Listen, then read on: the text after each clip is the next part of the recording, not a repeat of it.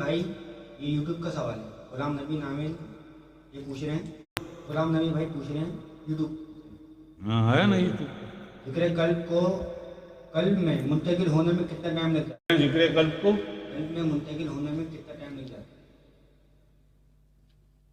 जिक्र कल्ब को कल्ब में मुंतकिल होने में जी